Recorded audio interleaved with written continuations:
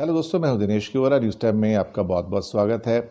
UAE के साथ Israel के संबंध क्या स्थापित हुए, तो ईरान और टर्की के बहुत बड़े, जिसे कहा जाए कि कमेंट्स आने शुरू हुए।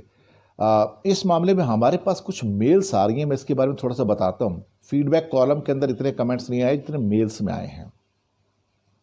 दरअसल टर्की ने धमकी दे डाली यूएई को कि अगर आपने ये संबंध स्थापित किए इजराइल के साथ तो हम आपके साथ संबंध तोड़ देंगे और हम आपको सबक भी सिखा देंगे। धमकी भी देनी शुरू कर दी। यूएई ने इसके ऊपर कोई स्टेटमेंट नहीं दिया है। दरअसल टर्की को इस बात का गिला है कि उससे या तो कंसल्ट नहीं किया या उसको लग रहा है कि ये जो यूएई का डिसीजन गलत है। लेकिन प्रॉब्लम ये है कि इंटरनेशनल ट्रेड के अंदर टर्की की कोई हस्ती है ही नहीं, यूएई की हस्ती है। यूएई के पास दुबई, अबू धाबी है, शारजा है, और दुबई दुनिया का सबसे अव्वल तरीन जो ट्रेडिंग सेंटर्स हैं उनमें से एक है, फाइनेंस सेंटर भी है। वहां पे लाखों लोग, millions of people are working from South Asia and South East Asia also. Europe से भी काम करते हैं, अमेरिका, कनाडा से भी काम करते हैं वहां पर। तो वहां पे लाखों, millions of people are working from the every nook and corner of the world. वहां जैपनीज भी हैं, कोरियंस भी हैं, ब्रिटिश भी हैं, अमेरिकन भी है, कैनेडियंस भी हैं, इंडियन भी है, पाकिस्तानी भी है, बांग्लादेशी भी हैं। अब यहां पे तो ये लोग चुप है, लेकिन टर्की ने धमकी दे डाली है। लेकिन टर्की की धमकी का कोई असर तो होने वाला है नहीं। टर्की का वर्ल्ड ट्रेड के अंदर तो कोई इन्फ्लुएंस है नहीं, ना ही कोई उसकी हस्ती है। और रही ईरान की बात, जिसने धमकी दी, तो ईरान तो दुनिया में हुआ ना हुआ एक बराबर है। ट्रेड के हिसाब से नॉन एंटिटी है, तो उसकी तो कोई केयर करता भी नहीं है। वो जितना मर्जी बोल ले, जो मर्जी कर ले, उसके पास कुछ है नहीं। तो economically Iran is a very weak power. Iran से टर्की बेहतर है, पर टर्की आज इस पोजीशन में नहीं है कि वो यूएई को धमकी दे सके। और यूएई से अगर वो संबंध तोड़ भी लेता है तो नुकसान टर्की का, यूएई का नहीं है। इस बात को समझने की जरूरत है। दूसरी बात, इसमें मेल्स के अंदर जो मेरे पास आई हैं बहुत सारी, खास तौर से यूएई से जो मेल्स काफ़ी आई हैं, बाकी जगह से भी आई हैं। कुछ मेल्स बांग्लादेश, नेपाल, पाकिस्तान और तुम्हारे साउथ ईस्ट एशिया से, कुछ हमारे साउथ एशिया के लोग साउथ ईस्ट एशिया में भी काम करते हैं, मलेशिया वगैरह में हैं, कोरिया में हैं, जापान में हैं। तो कुछ और मेल्स आए हैं। उनका कहना ये है कि यूएई के इस संबंध से हम दुखी हैं, लेकिन हम बोल नहीं सकते। बोल इसलिए नहीं सकते कि हमारे ही लोग यूएई में काम कर रहे हैं, बड़ी संख्या में काम कर रहे हैं। अगर हम उसका विरोध करेंगे तो हमारी नौकरी जा सकती है, रोजी रोटी जा सकती है। उन्होंने कहा है कि हमने अपने घर वालों को, जो कि अपने अपने अलग अलग कंट्रीज में हैं, उनसे कहा है कि आप इस बारे में कुछ ना कहिए, चुप रहिए।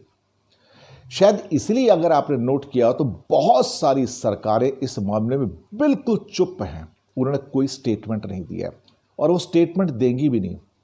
अगर कोई एक स्टेटमेंट आया तो सिर्फ एक स्टेटमेंट आएगा कि we regret this alliance of Israel with UAE. बस इतना कह के ख़त्म कर देंगे। इससे ऊपर वो नहीं जाएंगे, क्योंकि इससे ऊपर जाने का मतलब है कि अपना नुकसान करवा लेना। जैसे कि अभी पाकिस्तान ने सऊदी अरेबिया को धमकी दे डाली ओआईसी का सेशन बुलाने के लिए। उसको देखा जाए तो सऊदी अरेबिया ने अपनी इंसल्ट समझा और उसको कहा कि मेरे पैसे वापस करो तुम, जो मैंने तुमको लोन दिए थे। अब वो पेशो में पड़ा और जबरदस्ती चाइना से कुछ पैसे लेके उसको वापस करने पड़ गए।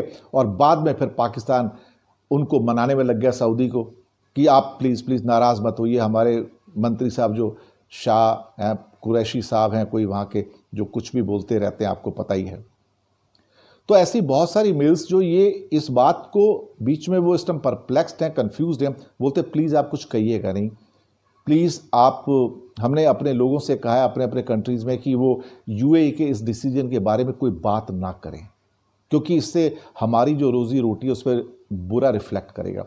इसलिए आप देखेंगे कि यूएई के अंदर जो भी लोग काम कर रहे हैं, Pakistan, Bangladesh, Nepal, Sri Lanka, Philippines, Thailand, Cambodia, Myanmar, किसी के नागरिक ने वहाँ पर कोई बात नहीं की है। और हर आदमी अगर कोई किसी से पूछ भी लेता है तो वो बच के निकल जाता है, बोलता है मुझे इतना नहीं पता, ये पॉलिटिक्स है, आप किसी और से पूछ लीजिए।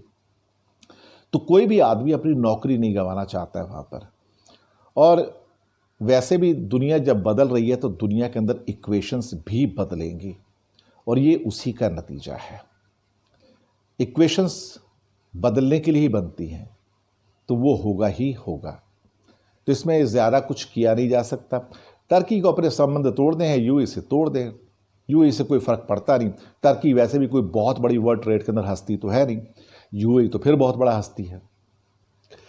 तो ये था हमारे यूएई और इज़राइल के ऊपर जो टर्की की धमकी, और ख़ास तौर से कुछ जो फीडबैक हमारे पास मेल्स में आई हैं कि एक हश्ड साइलेंस है दुनिया में, इसके ऊपर कोई कुछ भी बोलने को तैयार नहीं है।